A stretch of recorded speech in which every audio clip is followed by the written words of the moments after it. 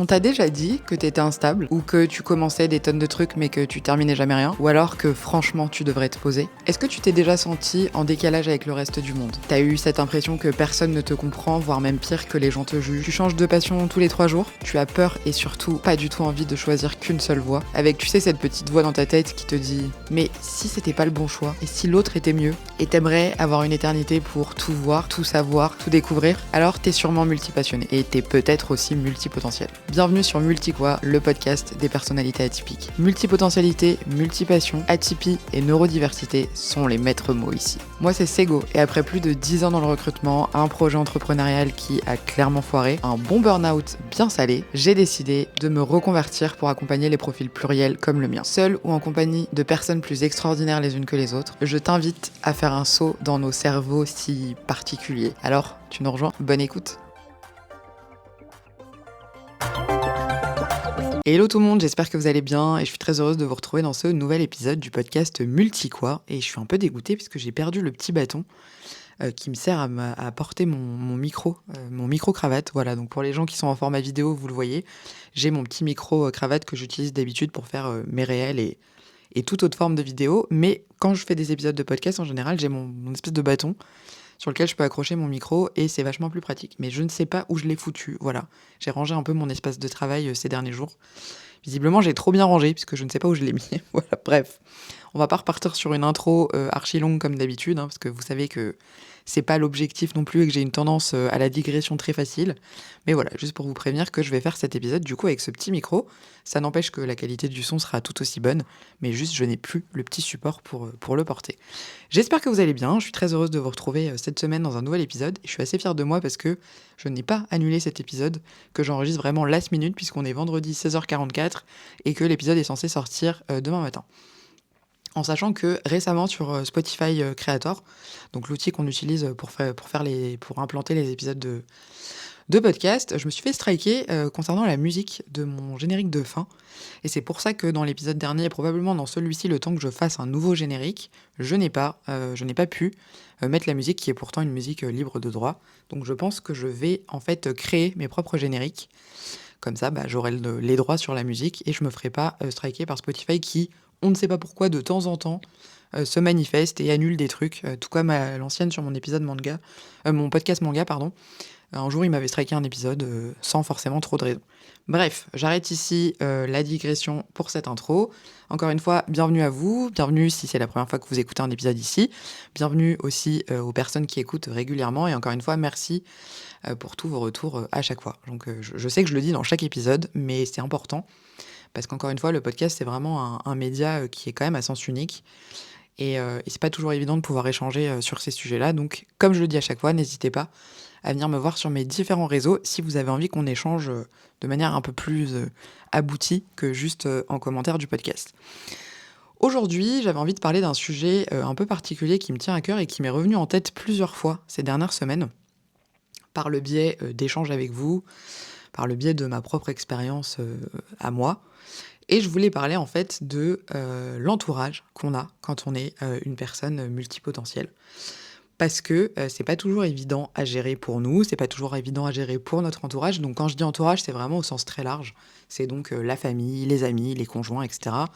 qui, malheureusement ou heureusement, doivent composer avec notre personnalité un peu particulière, un peu atypique. Ça entre aussi donc dans les atypies, évidemment, puisque je remarque de plus en plus avec les échanges que j'ai avec vous, qu'en réalité, la multipotentialité va très souvent de pair avec une atypie, quelle qu'elle soit, parfois même plusieurs, et régulièrement, donc par exemple tous les mercredis, je fais un carrousel sur Instagram qui est à visée un peu pédagogique plutôt, sur donc les différentes formes d'atypie pour l'instant, et à chaque fois j'ai des commentaires de gens qui me disent qu'ils sont à la fois multi, et à la fois qu'ils ont une ou plusieurs atypies en plus.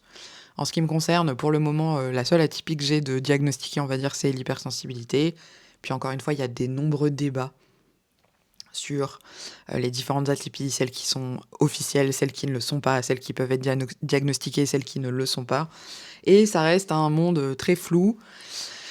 J'avoue que j'essaye de me former du mieux que je peux justement pour être la plus précise possible sur ces sujets, mais ça m'arrive de dire des bêtises, et je sais qu'il y a la police d'internet qui est ravie de venir me signaler que le HPI-HPE n'est pas au même niveau que les troubles du spectre autistique. Enfin voilà, il y a toujours des gens pour me rappeler gentiment ou pas à l'ordre là-dessus.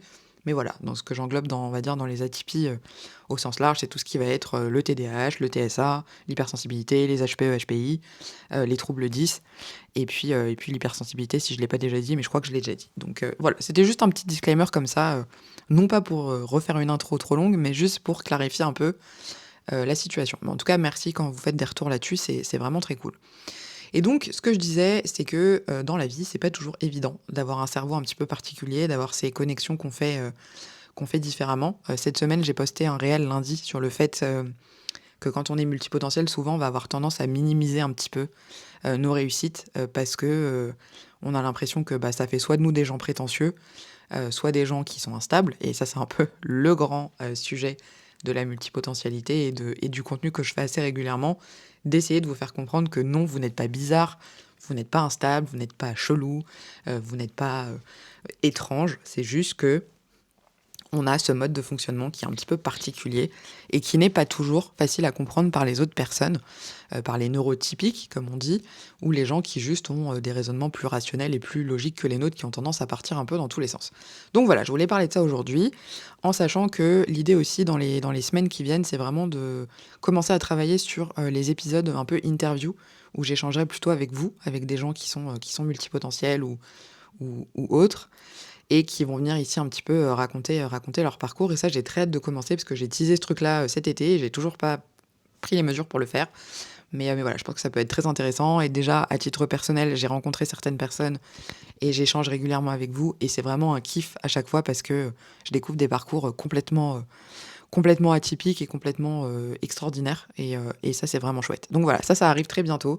C'est vraiment mon gros focus novembre-décembre, de pouvoir mettre ça en place et de commencer à enregistrer des épisodes en duo avec d'autres personnes qui viendront nous expliquer un petit peu leur propre parcours. Et donc, si vous faites partie de ces personnes-là, n'hésitez évidemment pas à remplir le questionnaire. Tous les liens sont, comme d'habitude, dans la description de l'épisode. Hein. Vous réussirez à les trouver normalement. Donc, quand on est multi, comment ça se passe autour de nous ? Parce que je pense que si vous êtes multi, si vous écoutez ce podcast et vous êtes probablement concerné, vous avez forcément déjà entendu ces phrases de ah, mais tu changes encore de projet. Ah, mais tu voudrais pas te poser. Ah, mais j'ai l'impression que tu changes tous les 4 matins. Et c'est vrai que du coup, c'est un peu compliqué à gérer. Et c'est ça qui fait que souvent, on se sent un peu bizarre. On se sent un peu en marge du reste des gens parce que dans notre famille ou dans notre entourage, j'irai pas jusqu'à dire que les gens ne sont pas multipotentiels parce que moi, je pense que la multipotentialité, c'est quelque chose un peu de... J'irai pas jusqu'à dire génétique parce qu'encore aujourd'hui, c'est pas prouvé que c'est quelque chose de scientifique. Mais je veux dire qu'on ne devient pas multipotentiel, je pense, sans raison. C'est-à-dire qu'on évolue dans un cadre, dans un environnement et dans un entourage qui nous prédispose à ça. Et c'est vrai que si je regarde, moi, de manière très objective, ma famille, je pense que mes 2 parents sont des formes de multi, chacun dans leur genre. Mon père est un entrepreneur à succès qui est extrêmement intelligent. Je dis pas ça parce que c'est mon père, mais juste parce que c'est factuel. Il est très fort, il est très fort. Ça fait vraiment la fangirl de son papa. Mais c'est pas ce que je voulais dire, mais plutôt c'est quelqu'un voilà, qui a beaucoup d'idées, qui est très inventif sur de nombreux sujets, qui est très visionnaire aussi sur beaucoup de choses. Il a toujours 15 000 coups d'avance sur à peu près tout. Donc voilà, il a déjà un fonctionnement qui fait qu'il ne fonctionne pas comme la moyenne, parce que je pense qu'il est surdoué de manière vraiment très basique, et qu'il a une intelligence vraiment hors norme. Et inversement, ma maman, elle est extrêmement créative, elle est très manuelle, elle sait faire plein de choses, elle excelle dans de nombreux domaines artistiques, elle excelle aussi en tant que maman, hein. Et si un jour elle écoute cet épisode, ma petite maman, je t'aime très fort et merci d'être aussi extraordinaire, parce qu'elle a réussi à élever ses 3 enfants, donc mes frères et sœurs et moi, avec brio, en faisant plein de trucs, alors qu'on est tous les 3 très différents. On a tous fait des activités diverses et variées quand on était plus jeunes, et elle a pour autant réussi à nous amener sur le bon chemin, on va dire ça comme ça. Donc je pense que aujourd'hui, je dois aussi ça à mes parents, ce côté ouverture d'esprit, ce côté curiosité, parce qu'ils m'ont encouragé depuis toujours à m'ouvrir l'esprit, à découvrir plein de choses, à être curieuse, à m'intéresser à de nombreux sujets. Et pareil pour mes frères et sœurs, évidemment. Après, ma sœur, c'est encore autre chose. Bon, je ne vais pas rentrer dans les détails de mes frères et sœurs, mais je pense qu'on a chacun dans notre registre pris un héritage parental qui je pense est indéniable et aujourd'hui, je trouve que ce qui est intéressant, c'est de se dire que et j'en parlais récemment avec l'une d'entre vous, qu'aujourd'hui quand on a conscience de ça, on a conscience de notre multipotentialité, de nos atypies et cetera, bah, quand on a des enfants, je pense que c'est d'autant plus facile de les accompagner puisqu'on sait déjà ce que ça engendre. Et je trouve que c'est très chouette parce que du coup, on vit aujourd'hui dans une époque où c'est des choses qui sont très mises en avant, qui sont beaucoup plus valorisées qu'avant et surtout sur lesquelles on passe plus de temps. Parce que c'est vrai que quand on était plus jeune, pour le coup, moi je suis de la génération 90, on avait déjà des cas de figure de personnes surdouées, de personnes, je me souviens, moi quand j'allais à l'école, il y avait toujours le surdoué de la classe qui était mauvais à l'école parce qu'il s'ennuyait et à chaque fois ses parents disaient ah bah, c'est parce qu'il est surdoué, etc. Je pense que si vous êtes de ma génération ou de celle d'avant, c'est un peu ce qu'on a connu. Après, c'est vrai que typiquement pour les gens comme mes parents, par exemple, qui sont d'une autre génération, c'est des choses très abstraites. Ils ont du mal un peu à comprendre ce côté, on s'écoute peut-être un peu trop, on aime trop mettre des étiquettes sur des choses qui à leur époque étaient complètement inconnues au bataillon et on avançait malgré ça. Est-ce que c'est bien ou est-ce que c'est pas bien? Je ne sais pas. J'ai pas vraiment d'avis tranché sur la question. Je trouve que c'est chouette aujourd'hui qu'on s'intéresse beaucoup plus au développement personnel, à la santé mentale, même si le développement personnel se fait tacler dans tous les sens très régulièrement. Mais je trouve que c'est intéressant de voir qu'on évolue sur ces sujets, qu'on est beaucoup plus à l'écoute des gens, qu'on est beaucoup plus à l'écoute des enfants notamment, et que c'est des choses qui peuvent être diagnostiquées suffisamment tôt pour justement permettre aux gens de pouvoir évoluer de manière un peu plus sereine. Et je trouve que c'est chouette, parce que là où nos générations et celles d'avant, quand on était petit, si on était un peu différent, bah, fallait quand même qu'on rentre dans le moule. Et je veux absolument pas faire la malheureuse en disant ça. Mais je pense que typiquement, moi, il y a peut-être des choses que si je m'en étais rendu compte peut-être plus tôt, ça m'aurait peut-être aidé au niveau de la scolarité, ça m'aurait peut-être aidé de manière générale à avancer de manière un peu plus sereine. Ce qui est beaucoup plus le cas aujourd'hui et je trouve que c'est très chouette. Après, il y a toujours cet effet de mode, il y a toujours ce oui, mais mon fils est TDAH alors que c'est pas vrai, parce que rappelons quand même que dans les atypies, il y a quand même des atypies qui sont réellement diagnostiquées, qui sont des choses médicales, scientifiquement prouvées. Et aujourd'hui, il y a des traitements, il y a des suivis pour ça, et c'est des choses qu'on faisait moins quand on était plus jeune. Mais il y a quand même encore ce phénomène de mode qui fait que malheureusement, bah, tout le monde un peu aujourd'hui a envie de se revendiquer quelque chose, on a envie que nos enfants soient ci, on a envie nous-mêmes d'être ça, et c'est pas toujours évident. Mais pour autant, il y a des gens où juste dans leur entourage, c'est des choses un peu abstraites, c'est un peu compliqué, parfois d'expliquer comment on fonctionne aux autres parce que nous-mêmes on le comprend pas bien et c'est aussi pour ça que ma grande mission de vie, c'est d'essayer de vulgariser, on va dire, tous ces concepts-là et de faire prendre conscience que, bah, sans être, des défauts, sans être non plus un super pouvoir extraordinaire, qui nous donne un ascendant sur les autres, parce que ça je le répète, je pense bien assez dans les épisodes que la multipotentialité, c'est un facteur comme un autre, de personnalité, que certes c'est extraordinaire parce qu'on sait faire plein de choses, mais que ça a aussi, ses inconvénients, bien évidemment. Donc voilà, aujourd'hui je voulais vous parler un peu de ça, de comment on gère ça, au quotidien. Moi dans ma propre expérience, bah, c'est pas toujours simple parce que déjà moi la multipotentialité j'ai découvert ça assez récemment, on va dire, il y a pas plus de 3 ou 4 ans. Et avant ça, bah, évidemment que j'avais l'impression d'être quelqu'un de bizarre, que j'avais l'impression d'être quelqu'un d'instable. J'ai changé de boulot plein de fois, j'ai changé d'entreprise plein de fois et par je ne sais quel miracle, j'ai réussi à rester dans le même domaine pendant toutes ces années. Mais je sentais bien que c'était pas assez, que c'était pas ce qui me comblait à 100, que j'avais vite fait le tour de ce que je faisais, que je m'ennuyais un petit peu. Et en fait, c'est dur d'expliquer aux gens, de leur dire: «Beh non les gars, c'est pas que genre juste, je suis fainéante ou que j'ai pas envie de me démener pour un boulot. C'est juste que vraiment je sens que je suis plus dedans, quoi et c'est dur à expliquer à des gens qui ont connu, bah, des on va dire un univers dans lequel, tu rentres dans une boîte et tu fais 20 ans, 25 ans, 30 ans dans la même boîte ou alors, tu changes d'entreprise tous les 10 ans. Aujourd'hui, que ce soit dans mon entourage ou de manière générale, dans les gens que je côtoie, il y a quand même peu de gens qui restent aujourd'hui plus de 3, 4, 5 ans dans la même entreprise, sauf cas particulier évidemment et encore plus chez les multis où on a ce truc de se lasser très vite et c'est un petit peu compliqué. Donc je vais pas vous le redire encore une fois parce que je l'ai déjà dit aussi plein de fois, mais je vais quand même le redire finalement. Mon objectif aussi final par ailleurs, c'est en plus du coaching et de tout ce qui va avec, aujourd'hui, c'est vraiment d'essayer de proposer une approche nouvelle pour les entreprises, de leur dire: «Voilà, aujourd'hui, c'est une réalité qu'il y a des profils comme ça. Ils sont un peu différents. Pour autant, c'est des gens qui ont tout autant envie de travailler que les autres. Certes, leur mode de fonctionnement est peut-être un peu différent, mais aujourd'hui, comment on fait pour intégrer ces personnes-là, dans le monde du travail, pour qu'elles y soient bien, pour qu'elles soient efficaces et pour que l'entreprise soit contente et que ces personnes-là soient heureuses, sur le métier sur lequel elles sont?» Mais ceci est un autre combat que je commencerai à mener, l'année prochaine. mais qui ne quitte pas ma tête et qui est vraiment quelque chose pour lequel j'ai envie d'aller batailler.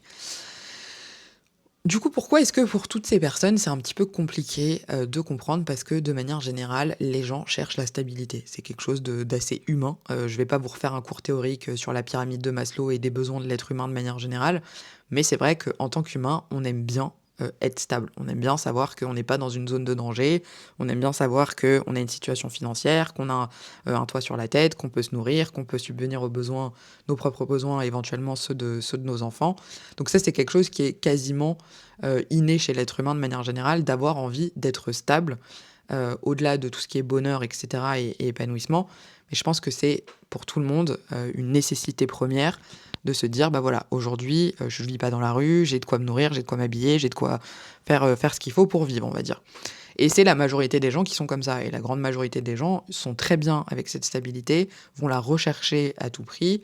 Et donc pour eux, c'est un peu lunaire de se dire, mais quand t'es stable et quand t'as tout qui va bien et que t'es dans un contexte qui est sécure, on va dire ça comme ça. Et encore une fois, parmi les multipotentiels, il y en a qui sont comme ça, les fameux profils Einstein. Donc encore une fois, si vous ne savez pas quel profil vous êtes, je vous invite à faire le test de la multipotentialité qui sera forcément aussi dans les liens de cet épisode. Mais il y a des profils comme ça qui vont favoriser, bien qu'ils soient multipotentiels, ils vont favoriser cette stabilité, cette sécurité. Et ça se comprend, honnêtement, ça se comprend tout à fait. On n'est pas tous des grands aventuriers, on n'est pas tous des fans on va dire, d'adrénaline et d'aventure. Et honnêtement, c'est complètement normal, c'est complètement OK. Et chacun fonctionne un petit peu comme il veut. Mais c'est vrai que du coup, il y a ce côté où voilà, les gens aiment bien être stables, les gens aiment bien être dans des routines, savoir que tout va bien. Et nous, on débarque avec comme des tornades, avec nos 3 milliards d'idées, nos changements de métier tous les 4 matins, de nouvelles idées qui pop toutes les 5 secondes, là où les gens vont être sur un parcours un petit peu plus linéaire.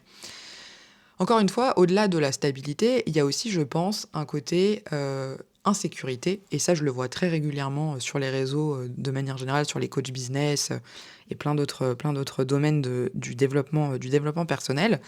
Il y a un côté où souvent les gens vont projeter leurs propres insécurités sur vous. C'est-à-dire que, par exemple, je ne sais pas si vous avez déjà vécu cet exemple, que vous soyez salarié, entrepreneur, freelance, ce que vous voulez. Il y a toujours ce côté où souvent, quand vous annoncez que vous lancez un projet, que vous faites quelque chose, vous allez avoir souvent plusieurs types de réactions. Il y a les gens qui vont être à fond, qui vont vous encourager, qui vont trouver que c'est trop cool. Souvent, malheureusement, c'est pas la majorité. Et souvent, en fait, les gens, quand vous allez les mettre face à ce genre de situation, ça va les renvoyer à leur propre histoire, à leurs propres peurs, leurs propres insécurités. Et souvent, c'est des personnes qui, du coup, vont être insécures sur certains domaines pour des milliers de raisons. Donc, je ne vais pas les énoncer là parce que ce serait beaucoup trop long et je pense que dans 3 semaines, on y sera encore. Et du coup, en fait, de voir que vous arrivez à dépasser ce truc-là et à vous dire, ok, c'est peut-être pas safe, mais j'y vais quand même. Je pense que ça les angoisse, d'une certaine manière. Encore une fois, ce que je dis dans cet épisode n'engage que moi. Il n'y a absolument aucune donnée scientifique. Je me base juste sur ma propre expérience et sur ce que je vois au quotidien à force d'échanger avec beaucoup de gens. Et il y a ce truc-là de se dire, ok, moi ça m'angoisse parce que si j'étais à sa place, ça me terroriserait. Donc je vais, d'une manière ou d'une autre, projeter ça sur l'autre personne et lui faire comprendre que ce qu'elle fait, c'est dangereux, que c'est peut-être pas une bonne idée, que peut-être qu'elle va se mettre dans la merde, etc., etc. Et donc, il y a vraiment, je pense, ce choc un petit peu entre les propres insécurités de ces personnes-là et vous, votre liberté. Parce que c'est vrai que ce qui ressort un petit peu quand même de la multipotentialité, même si ça peut être un fardeau à plein de moments, et je suis la première à dire que parfois je me fatigue, et parfois j'aimerais mettre mon cerveau en pause et me dire, ok, c'est bon là, stop, j'en peux plus, j'aimerais juste ne pas avoir 3 milliards d'idées quand je vais me coucher le soir, ou quand je suis en train de parler à mes potes, ou je passe un bon moment, mais je suis en train de penser complètement à autre chose parce que j'ai mon cerveau qui s'est remis en marche, et ça, je pense que faudra qu'on en parle aussi un jour. Mais voilà, en fait, c'est un peu le choc des titans entre l'insécurité des gens et votre liberté à vous qui est explosive. C'est-à-dire qu'on ne voit que ça, ce côté, cette personne est libre, cette personne fait ce qu'elle veut comme elle veut. Et c'est vrai que souvent, en fait, les gens ne voient pas tout ce qu'il y a derrière et toutes les angoisses qu'on peut avoir aussi, parce que bien évidemment qu'on en a. Et je vous renvoie aussi notamment à l'épisode de podcast Les peurs des multipotentiels. On en a plein. Et en plus, en tant qu'individu, au-delà de la multipotentialité, on a tous des angoisses plus ou moins développées chez les uns ou chez les autres. D'ailleurs, ça me fait penser, je fais un aparté, hein, parce que j'aime bien digresser, que récemment, je suis allée voir le film de Orelsan. Alors, si vous me suivez sur Insta, vous savez que je suis une grosse fan de Orelsan. Donc, pour celles et ceux qui ne le connaîtraient pas, c'est un rappeur français. Et Orelsan a sorti un film récemment, là, qui s'appelle Yoroi. Et dans ce film, en fait, alors sans vous spoiler vraiment sur l'histoire pour celles et ceux qui ne l'auraient pas vu, ou qui le verrait un jour. En fait, bon, le film, on l'aime pas, ça c'est un autre sujet. Lui, on l'aime pas, c'est pareil. Mais en fait, je trouve que dans ce film-là, que moi j'ai beaucoup apprécié, euh, il fait une métaphore en fait de l'angoisse et de l'anxiété de manière générale. Et lui, il va matérialiser ça par les yokai. Donc les yokai, c'est un peu les entités maléfiques japonaises, parce que Orelsan est un grand fan du Japon, de la culture japonaise, des mangas, etc. Et en fait, dans le film, grosso modo, pour vous raconter l'histoire, il se retrouve à récupérer une armure maléfique qui a appartenu à un mec de l'air et d'eau, donc ça date de il y a longtemps. Et en fait, tous les soirs, il va se faire attaquer par des entités maléfiques. Et rapidement, on va se rendre compte qu'en fait, ces entités maléfiques font référence à ses propres angoisses. Donc, il y en a une qui va se matérialiser sous la forme d'un espèce de drogué alcoolique. Il y en a un autre qui va se manifester où c'est vraiment le cliché de la France, tout ce qu'on déteste en France, les hommes politiques, notre système qui fonctionne pas très bien. Il y en a un autre qui va se matérialiser le monde de la musique et toute l'industrie musicale qui visiblement l'a complètement broyé. Il en a un autre qui va se matérialiser, ça va être une nana hyper sexy pour mettre en avant le côté la tentation des femmes, etc. Et en fait, tout ça, c'est assez bien fait. Et je trouve qu'au-delà de l'histoire et de Dorelsan, je trouve que c'est une jolie métaphore et qui est intéressante sur l'anxiété. Parce que les yokai n'arrivent que la nuit.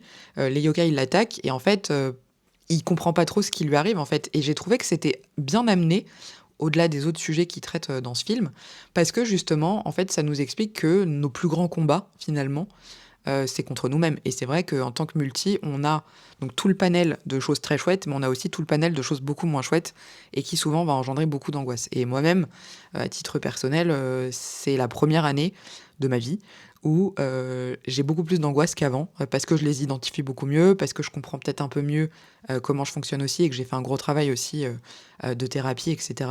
Au préalable. Et c'est vrai que ce côté, c'est des monstres qui viennent la nuit, bah, c'est un peu ça. Et donc toute l'histoire autour de ça, ça va être d'apprendre à combattre ces démons, d'apprendre à les apprivoiser un peu, puisqu'au final, je pense que les angoisses ne disparaissent jamais vraiment. Et c'est ce qui fait aussi qu'on est riche en tant qu'être humain, c'est qu'on est plein de ces paradoxes, des choses positives et de nos qualités, mais aussi de nos défauts et de tout ce qui va nous stresser et qui est au-delà, on va dire, de notre volonté. Et j'ai trouvé que c'était vachement intéressant. Donc voilà, si vous avez envie de voir ce film, allez-y. Je suis pas du tout en train de faire de la propagande pour Orelsan, mais c'est juste pour dire que j'ai trouvé la thématique abordée d'une manière intéressante, sous couvert d'humour et de tout ce qui fait que Orelsan est Orelsan. Mais j'ai trouvé ça vraiment très intéressant. Et de montrer que, en fait, lui, son combat, ça va être de se battre contre lui-même et d'accepter ses parts d'ombre, d'accepter qu'elles sont là et que malheureusement, on peut pas faire grand-chose contre. Et donc ça, je pense que nous, on est très sujet à ce truc-là. Et je pense qu'on va déclencher ces choses-là aussi chez les autres. C'est-à-dire qu'on va remuer des choses peut-être chez eux qui vont les déranger, remuer ce côté liberté, indépendance, révolutionnaire. J'utilise volontairement des termes très forts qui sont un peu abusifs, mais vous comprenez l'idée. Et ça, je pense que pour beaucoup de gens, c'est difficile à accepter et c'est difficile à vivre. Et souvent, on a plusieurs types de réactions à ça. On va avoir par exemple les personnes qui sont très rationnelles, qui vont avoir tendance à être un peu inquiètes, typiquement mon père. Alors après, je pense qu'il y a le statut de parent. Moi, je ne suis pas parent, donc je me rends pas compte de ça, mais je peux très bien l'imaginer. Quand on est parent, on s'inquiète pour ses enfants. Et quand on les voit faire des trucs improbables, on se dit, mais attends, mais comment il va réussir à être stable? Comment il va gagner de l'argent? Comment il va être safe en faisant des trucs pareils? Donc il y a vraiment le côté, voilà, le profil du rationnel. Je pense que vous en avez tous autour de vous. Cette personne qui va être là en mode, mais t'es sûr? Tu veux vraiment vivre ça? Mais t'es sûr que c'est pas dangereux? Tu vas t'en sortir? Mais comment tu vas faire? Etc. etc. Donc ceux-là, c'est un cas de figure.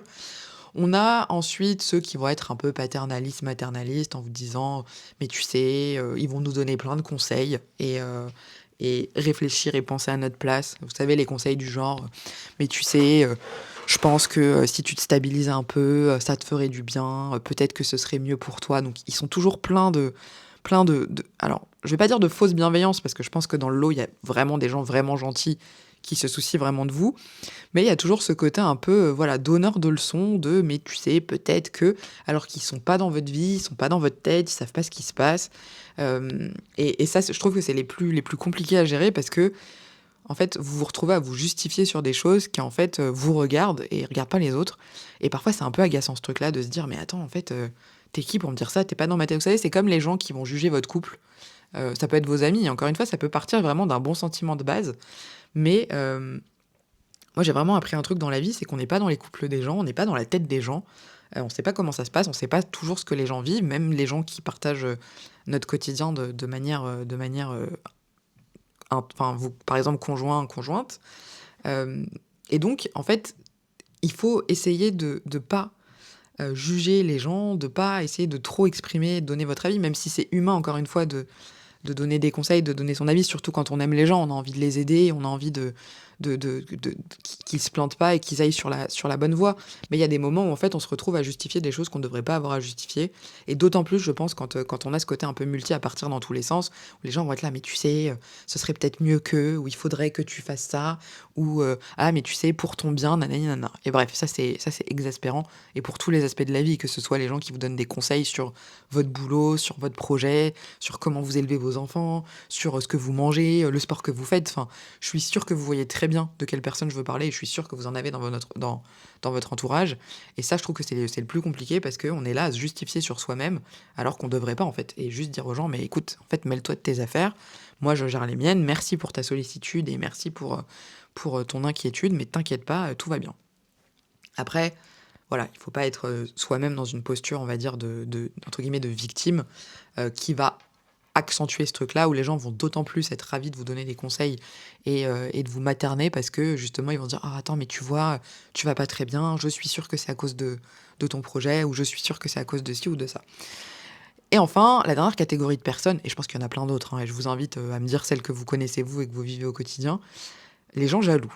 Et ça, la jalousie, alors c'est un très vilain défaut, je vais pas je vais pas le rappeler, mais la jalousie, c'est souvent, les pires parce qu'en fait, c'est des gens qui vont être très envieux de ce que vous faites. Ils l'assumeront peut-être pas, ils le diront peut-être pas, mais souvent, en fait, c'est le premier sentiment qui va les animer, c'est de se dire: «Ah putain, mais lui ou elle a fait ça et moi je suis pas capable de le faire et franchement, je suis envieux». Dans la majorité des cas, ils vous le diront pas, hein, bien évidemment, et ils vont tourner ça, sous couvert du rationnel ou du paternalisme dont on parlait juste avant. Mais c'est souvent, comme ça que commencent en fait un peu ces conseils et ces donneurs de leçons. C'est qu'il y a des gens tout simplement qui sont jaloux, qui sont envieux, qui aimeraient avoir votre courage et votre force de pouvoir, rebondir. Et ça les angoisse parce qu'eux, ils y arrivent pas, qu'ils ont pas les ressources pour le faire. Et encore une fois, je pense vraiment que comme pour plein de situations, tout comme par exemple le fait d'être entrepreneur, le fait de travailler à son compte, tout le monde n'est pas fait pour faire ça. Et vraiment, j'insiste là-dessus. Et c'est pas que les gens sont mieux ou moins bien, c'est juste que il y a des natures de personnes, il y a des gens qui ne sont pas faits pour prendre des risques, il y a des gens qui ne sont pas faits pour tester des nouvelles choses, il y a des gens qui se contentent et se confortent parfaitement dans une routine très stable, dans des choses où il faut pas trop sortir des cases et trop sortir des lignes. Et c'est pas grave en fait. Et ils ont le droit et ils font ce qu'ils veulent. Après, par contre, nous, on n'a pas le droit de les juger dans le sens où leur dire mais attends, t'as vu toi t'es dans ta routine, dans ton train-train, tu fais rien d'extraordinaire, ta vie doit être trop chiante. Moi, ce qui est mon cas quand je vois des gens qui sont vraiment dans une routine et qui font toujours les mêmes trucs, qui ont le même métier depuis 107 ans, qui font les mêmes activités, voient les mêmes gens, etc. Moi, pour moi, c'est vraiment on va dire, l'essence même de ce qu'il y a de plus déprimant dans la vie. C'est-à-dire que et pourtant, je suis pas une meuf qui fait des trucs, tout très différents tous les 4 matins et cetera. Mais j'ai tellement de passion, il y a tellement de choses qui m'intéressent, j'aime tellement les gens, j'aime tellement rencontrer des nouvelles personnes que juste je n'ai pas une vie, banale de manière générale. Mais celles et ceux qui ont ça, pour moi vraiment, si on prend le problème dans le sens inverse, moi ça m'angoisse fois 10 000 de me dire: «Mais attends, mais toute la vie tu fais les mêmes trucs, le métro boulot dodo», pour moi c'est vraiment la pire chose qui existe au monde. Pour autant, je côtoie, régulièrement des gens qui sont comme ça. Alors il y en a certains, c'est juste qu'ils ont pas l'opportunité de pouvoir changer et juste c'est enfin, parce qu'ils ont des contraintes et cetera, et ça encore une fois, c'est quelque chose d'important. C'est que malheureusement, il y a aussi des personnes, ils ont beau avoir toute la volonté du monde, juste le contexte dans lequel ils vivent ne leur permet pas, de on va dire de s'étendre comme ils le souhaiteraient, même si je pense qu'il y a toujours plus ou moins des solutions. Mais c'est toujours plus facile quand on n'est pas dans une situation, on va dire, de précaire, de se dire ça. Et effectivement, j'en ai pleinement conscience que moi, je suis quelqu'un de chanceux, je suis quelqu'un de privilégié, j'ai la chance d'avoir un toit, j'ai la chance de ne pas manquer de quoi que ce soit. Donc oui, c'est sûr que c'est plus facile pour moi de dire, allez, vas-y, on se lance, on teste des trucs, parce que je sais que derrière, ça me mettra pas en péril ma vie, j'ai pas d'enfants à charge que ça pourrait mettre en danger. Au final, je me mets en danger moi seul s'il se passe quelque chose. Et voilà. Donc j'ai aussi bien conscience de ça et j'insiste dessus pour pas me faire striker en disant mais attends, c'est facile de dire ça, machin, t'as pas d'enfant, t'es pas maman solo, t'es pas ci, t'es pas ça. Et je suis complètement d'accord avec vous qu'effectivement, je n'ai pas ces facteurs qui font que les choses pourraient être plus graves pour moi que pour d'autres personnes. Mais voilà, il y a ce type de personnes-là et on peut pas faire grand-chose. En fait, on peut pas faire grand-chose, mis à part, essayer de leur faire comprendre les choses de la manière la plus gentille et bienveillante possible. Évidemment, s'ils le sont aussi avec vous. Après, si c'est juste des connards, bon, perdez pas votre temps et juste tracez votre route. Comment est-ce que on peut gérer ça, du coup, quand on est, nous, dans la position de la personne qui va se faire juger? Déjà, on va reprendre ce que je disais précédemment, on n'a pas, en fait, à justifier sa vie et à justifier ses choix. Sauf, évidemment, si, par exemple, vous êtes avec quelqu'un et que je donne un exemple. Vous êtes en couple ou marié, enfin peu importe, avec quelqu'un, vous avez, je sais pas moi, un budget commun, ce genre de choses. Bien évidemment qu'il y a des choses où il va falloir en discuter avec votre conjoint ou votre conjointe parce que c'est pas juste vous et ça peut impacter votre foyer, votre couple, votre famille, peu importe.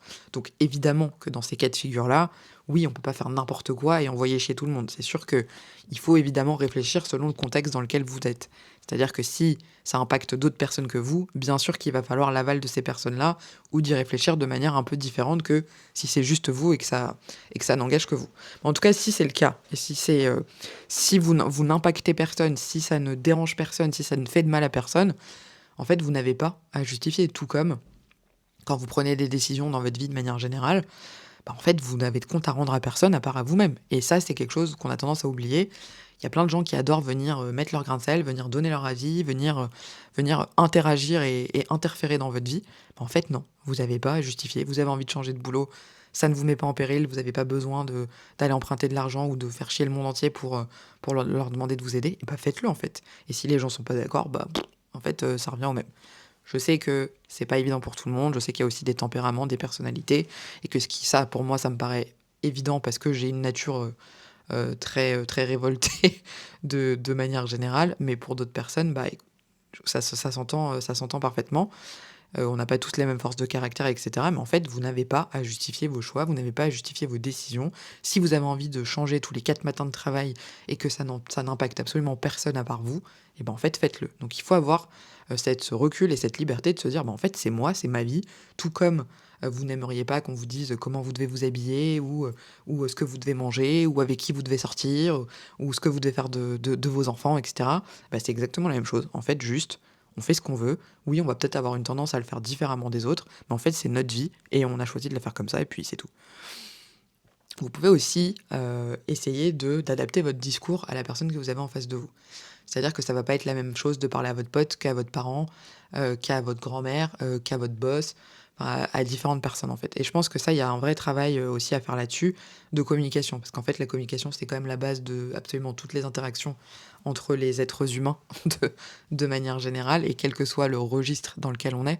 Donc je pense qu'il y a aussi ce truc-là de se dire, ok, je n'ai pas à justifier ce que je fais. Par contre, je peux essayer de m'adapter à la personne que j'ai en face et essayer de trouver, on va dire, comment lui expliquer notre fonctionnement d'une manière que cette personne peut comprendre. Alors c'est pas toujours simple. Moi, je sais que j'ai régulièrement le problème avec mes parents qui comprennent pas ce que je fais, enfin, qui comprennent sans comprendre. Alors là, je pense qu'ils sont arrivés à un stade où ils se sont dit, bon, au point on en est, on va la laisser faire ses trucs. Parce qu'encore une fois, eux, ça les impacte pas directement et c'est vraiment ma vie. Ils ont évidemment ce côté parent inquiet de se dire, bon, ok, mais comment tu vas gagner de l'argent, comment tu vis, etc., etc. Et ça, entre guillemets, on peut pas leur en vouloir de s'inquiéter là-dessus.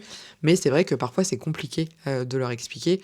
Et pour eux, c'est un peu lunaire ce que je fais. Mais je pense qu'il y a ce côté, moi, j'essaye de leur expliquer du mieux que je peux. Eux, ils essayent aussi de faire cet effort quand même de comprendre. Parce que si vous êtes en face de quelqu'un qui a pas du tout envie de comprendre, malheureusement, c'est comme pour à peu près tout, on peut pas faire grand-chose, quoi.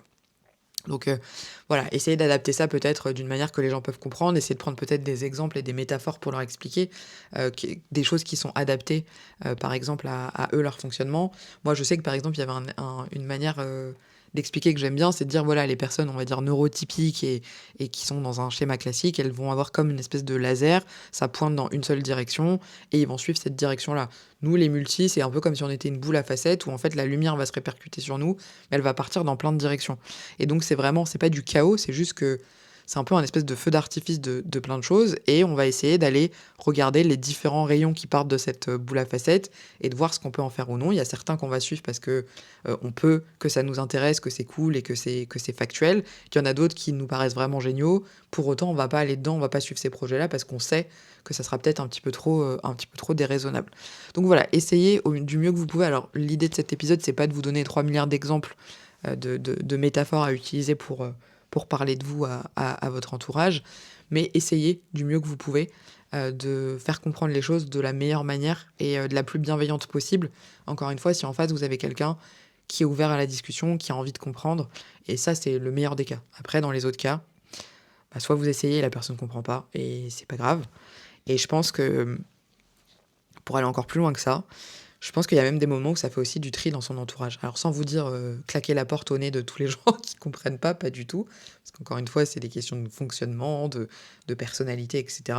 Mais si vraiment vous voyez qu'il y a des gens qui vous méprisent, qui deviennent méchants, qui deviennent vraiment désagréables vis-à-vis de tout ça, honnêtement, ne perdez pas votre temps. C'est-à-dire que si c'est des gens qui n'ont juste pas envie de comprendre et qui vont, on va dire, se mettre dans une posture qui est toxique, je vais utiliser vraiment ce terme-là, il y a un moment aussi, il faut faire du tri. C'est-à-dire que vous n'avez pas à vous brader, vous n'avez pas à vous brider, vous n'avez pas à changer qui vous êtes pour faire plaisir aux gens. Et là, l'idée, c'est pas de faire une thérapie ou un cours sur les relations toxiques, mais vous comprenez l'idée. C'est-à-dire que entourez-vous aussi de gens, même s'ils ne comprennent pas forcément votre fonctionnement, qui l'acceptent. Voilà, c'est comme dans une relation de couple, et je vais utiliser mon propre exemple. Parfois, on ne fonctionne pas du tout de la même manière. Je vous invite à lire le livre des 5 langages de l'amour qui est très intéressant sur le sujet. Mais voilà, c'est juste qu'on n'a pas du tout les mêmes forcément modes de fonctionnement que son conjoint, sa conjointe ou que ses proches. Et l'idée, c'est d'essayer de trouver un terrain d'entente où tout le monde se respecte, tout le monde se comprend et ou du moins tout le monde essaye au moins d'avancer ensemble. Même s'il y a des trucs qui vont vous paraître lunaires quoi qu'il arrive. Et je pense qu'inversement, vous resterez quelqu'un de lunaire pour d'autres personnes. Mais il faut juste se dire que bah, c'est comme ça et que c'est pas très grave. Vous pouvez aussi tout simplement essayer de vous entourer d'autres personnes multipotentielles. Voilà, c'est bête. Et je pense que c'est aussi quelque chose que j'aimerais essayer de mettre en place par le biais de plein de canaux différents. Mais en fait, d'être avec des gens qui vous comprennent, ça fait du bien. Et là, je fais un clin d'œil à ma copine Océane. Je ne sais pas si elle écoutera cet épisode tout de suite, que j'ai rencontré par le biais d'Instagram, avec qui j'échange régulièrement. Et en fait, on a eu cette réflexion l'autre jour de se dire, putain, ça fait du bien d'être avec quelqu'un qui te comprend. En fait, qui va pas te juger, qui va comprendre tes bizarreries, qui va comprendre que parfois, bah, tu as un mode de fonctionnement qui est un peu étrange, qui va respecter tes cycles, qui va respecter le fait que tu pars dans tous les sens parce que bah, tu as un milliard d'idées. Et en fait, depuis que j'ai créé le compte Instagram et que j'échange avec vous, au quotidien, en fait, je me rends compte qu'on est plein à être comme ça et que ça fait du bien, en fait, d'échanger avec des gens qui nous comprennent et qui savent comment on fonctionne. Alors après, en ce qui me concerne, je me rends compte que dans mon entourage, j'ai aussi beaucoup de gens qui ont cette forme de multipotentialité parce que je pense, encore une fois, qu'il y a autant de multipotentialité qu'il y a de gens et de manière de le vivre et de l'être. Autour de moi, j'en ai plein qui se rendent pas compte forcément qu'ils le sont. Moi, je le vois plus ou moins parce que j'interagis avec eux quotidiennement et que maintenant, je commence un peu à voir les on va dire, les fils qui vont relier, qui vont être... Oh, j'arrive pas à m'exprimer. Je vais réussir à détecter ça chez les gens, on va dire ça comme ça. Pas forcément de manière absolue, mais il y a des petites choses qui vont mettre un peu la puce à l'oreille. Je pense aussi que de manière générale, on s'entoure de gens qui nous ressemblent un petit peu et on est à l'aise avec des gens avec qui on a quand même un socle commun. Pour autant, j'ai plein de mes amis qui ne le sont pas, et c'est pas pour autant que c'est pas des gens bien et que je ne les aime pas. C'est juste que eux ont accepté que j'étais comme ça, moi j'accepte qu'ils sont comme ils sont, et c'est très chouette. Mais essayez au maximum de rencontrer des personnes qui sont comme vous. C'est une vraie bolée d'air frais, honnêtement. Bolée. Je sais pas si ça se dit. Bolée, pour moi, c'est du cidre, mais bref. Voilà, les petites bizarreries. Euh, mais vous vous sentirez, je pense, peut-être plus safe. Vous aurez cette impression d'être un peu compris. Et en fait, pour le coup, même si tout le monde ne vous comprendra pas de la même manière, ça fait du bien de temps en temps de se dire, ah bah là, je suis avec quelqu'un qui comprend, j'ai pas besoin de me justifier. Je peux être comme je suis, je peux être bizarre, je peux être... et encore, j'aime pas le mot bizarre, mais vous avez compris. Mais je peux être moi-même et en fait, la personne ne me juge pas. Enfin, dernière technique que vous pouvez utiliser, c'est aussi juste de laisser parler les gens. Sans essayer de forcément vous défendre, juste de dire bah ok, j'entends ton point de vue, je comprends que ça t'angoisse. D'accord, j'ai entendu ce que tu avais à dire, je peux comprendre. Je vais pas me justifier parce que je considère que ça n'en. C'est pas d'actualité ou que c'est pas opportun ou nécessaire. Mais j'entends ce que tu me dis, merci pour ta sollicitude, merci pour ton inquiétude. Et voilà. Et tout simplement, en fait. Let it go, comme diraient les Anglais, on lâche le truc, on n'essaye pas de prouver à tout prix. Et c'est tout, c'est comme ça en fait. Et Pour autant, ça veut pas dire que vous aurez des mauvaises relations avec les gens, c'est juste que, il y a un moment, faut respecter votre propre espace et vos propres limites. Et si une personne en face, n'arrive pas à les saisir de la manière que vous voulez, qu'est-ce que vous allez vous fatiguer, en fait, à parler un peu à un mur? Donc, voilà, en fait, je pense que c'est un juste équilibre à trouver, entre vous, l'ouverture d'esprit que vous pouvez avoir et l'ouverture que vous aurez aux autres et aux remarques et aux intentions des autres. Mais il y a aussi un moment où il faut se protéger, en fait. Et je pense que c'est peut-être quelque chose qu'on a tendance à pas faire suffisamment parce que déjà nous-mêmes, on se trouve bizarre. Donc on se dit non mais attends, je suis bizarre, donc c'est à moi de m'adapter aux autres. Et ça, je pense que c'est le gros problème actuel qui rejoint un petit peu ce que je disais en début d'épisode, à savoir qu'il y a une mentalité totale en fait à changer là-dessus, même sur l'atypie au sens large, sur le handicap au sens large, sur enfin on peut citer des milliers d'exemples, hein, le féminisme, l'inclusivité, enfin tous ces trucs-là. Et en fait, il y a besoin aujourd'hui en fait de faire évoluer les choses là-dessus. Et je pense que c'est aussi pour ça qu'il y a un juste milieu à trouver, c'est-à-dire que certes, on n'est pas les plus adaptés au monde, on va dire, typique. On n'est pas, de toute façon, le système actuel fait que c'est pas fait pour les gens comme nous, on va dire comme ça, et que forcément on passe pour un peu les fous du bus. Et folles du bus, j'adore cette expression. Elle n'a absolument pas une connotation négative chez moi, parce que moi j'aime beaucoup les fous du bus et les folles du bus. Mais c'est vrai qu'aujourd'hui, voilà, on a ce truc de se dire, bon, on va forcément être un peu jugé, les gens vont pas comprendre, etc., etc. Donc il y a aussi tout ce travail à faire derrière, et c'est là où vous devez trouver un peu votre équilibre de où est-ce que je me sens quand même bien, même si les gens comprennent pas forcément, mais je me sens dans un endroit safe.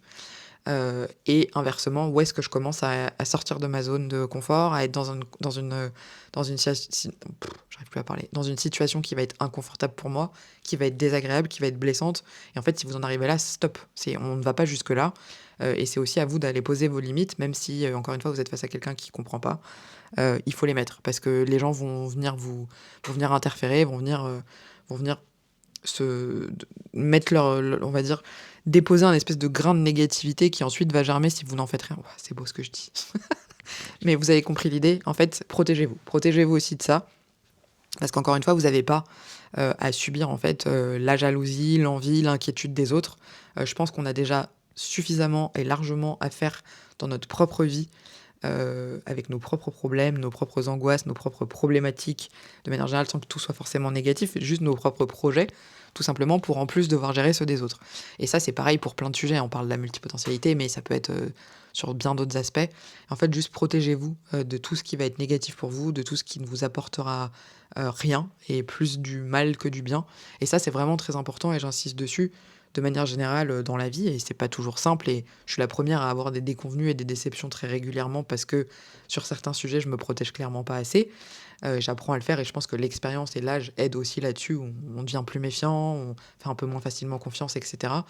Mais en fait, personne n'a à vous rabaisser, personne n'a à vous dire ce que vous devez faire, personne n'a à vous juger, en fait, sans votre consentement, comme on dit. C'est une expression, alors je sais plus qui dit ça, mais je l'ai encore vu passer il y a pas longtemps. C'est vous qui êtes maître de ce que les gens, en fait, ont le droit d'avoir comme impact sur vous. Et même si c'est plus facile dans les faits à dire et à répéter qu'à faire, vraiment, répétez-le vous, répétez-vous-le. Bon, il faut que vous le répétiez, en gros, mais c'est vous qui êtes maître de votre vie, de vos décisions, et vous n'avez pas à rougir ou à être gêné ou à vous sentir mal à l'aise de vos décisions, tout simplement parce que juste quelqu'un vous fait sentir mal à l'aise. Voilà, c'est une petite piqûre de rappel de vous êtes des gens bien, enfin j'imagine, j'espère en tout cas, que j'ai pas des sociopathes et des killers en série, j'allais dire, des tueurs en série qui m'écoutent, même si je suis sûre que les tueurs en série sont peut-être aussi des multipotentiels, je ne sais pas. Mais tout ça pour dire que en tout cas, ne laissez pas les gens avoir la moindre forme d'influence sur vous de manière négative. Pour conclure, je pense que je dirais que de toute façon, vous ne serez jamais compris par tout le monde, tout comme on n'est jamais aimé par tout le monde. Et ça, c'est des grands principes de vie qui mettent parfois du temps à être intégrés, mais vous pouvez pas plaire à tout le monde, vous pouvez pas avoir en face de vous que des gens bienveillants et gentils qui essaieront de comprendre. Et il y a des gens qui vous comprendront jamais. Et vous aurez beau mettre toute l'énergie du monde, et ils auront beau même mettre de la bienveillance et de l'intérêt, ça peut ne pas fonctionner. Et c'est pas grave. Et parfois, il y a des moments dans la vie, comme je le disais un peu plus tôt dans l'épisode, où on peut faire du tri aussi dans son entourage et essayer de voir ce qui nous convient, ce qui nous convient pas. Et souvent, en fait, ce sont des bons moments pour ces choses-là, parce qu'on arrive vraiment dans des situations où vous révélez votre vrai caractère, les gens révèlent leur vrai caractère et c'est souvent quand on va se lancer, voire même quand on va commencer à faire des nouveaux projets et encore plus quand vos nouveaux projets vont se mettre à fonctionner, que vous allez voir un peu la vraie nature des gens. Et c'est assez intéressant et parfois on découvre des choses assez inattendues. Et c'est pas grave, c'est OK, mais juste c'est la vie et c'est comme enfin, c'est un peu les règles du jeu, quoi. Donc voilà, partez du principe que dans tous les cas, vous serez parfois face à des gens qui vous comprendront pas et ce sera à vous de décider ce que vous avez à en faire. Et pour finir, encore conclure sur la conclusion, je pense que votre entourage le plus proche, les gens qui vous aiment sincèrement, les gens qui sont là pour vous, et il y en a forcément. Et en tout cas, je vous le souhaite. Personnellement, moi, je suis extrêmement bien entourée à tous les niveaux. Mais c'est du travail aussi, c'est du tri, c'est de la déception, c'est de l'apprentissage beaucoup. Mais les gens qui vous aiment vraiment, ils vous aiment vraiment. Et quelles que soient vos bizarreries, vos lubies, vos projets, vos changements, votre instabilité d'après eux, ils sont là quand même. En fait, ils l'acceptent, même si parfois ils vont vous taquiner ou ils vont vous emmerder là-dessus. Mais dans le fond, c'est des gens qui profondément vous aiment. Et je pense que c'est aussi comme ça qu'on peut détecter les gens qui nous aiment, c'est de se dire, voilà, envers et contre tout, inconditionnellement, ces personnes sont là et elles resteront là quoi qu'il arrive. Et il y en a pas tant que ça, des gens comme ça. Mais c'est les gens les plus importants qu'il faut chérir et qu'il faut avoir dans son entourage. Voilà, je pense que je clôturerai ça ici, parce que ça fait quand même déjà 45 minutes que je parle. Je pensais que j'allais faire un épisode court, mais visiblement, je suis trop une jacteuse pour réussir à faire moins d'un certain temps. Alors je sais qu'il y a la team, les gens qui aiment bien les épisodes courts, et il y a la team des gens qui aiment bien les épisodes longs. Et voilà, donc je suis entre les deux. Moi, je trouve que 45 minutes, et ben voilà, il y a Oscar qui participe et qui vous salue dans cet épisode. Merci en tout cas d'avoir écouté cet épisode jusqu'au bout. N'hésitez pas, comme d'habitude, à venir interagir. N'hésitez pas à me rejoindre sur Instagram. Et je ne sais pas pourquoi ce n'est toujours pas le cas, parce que je vous jure que vraiment, c'est des trucs très cool. Je publie des stories hyper hilarantes tous les jours. Et je suis grave une meuf drôle. Voilà, je tiens à le dire. Bref, merci à tous pour votre écoute. Merci d'être de plus en plus nombreux et nombreuses à écouter le podcast. Je vous souhaite évidemment de prendre bien soin de vous. Et je vous dis à la semaine prochaine pour un prochain épisode.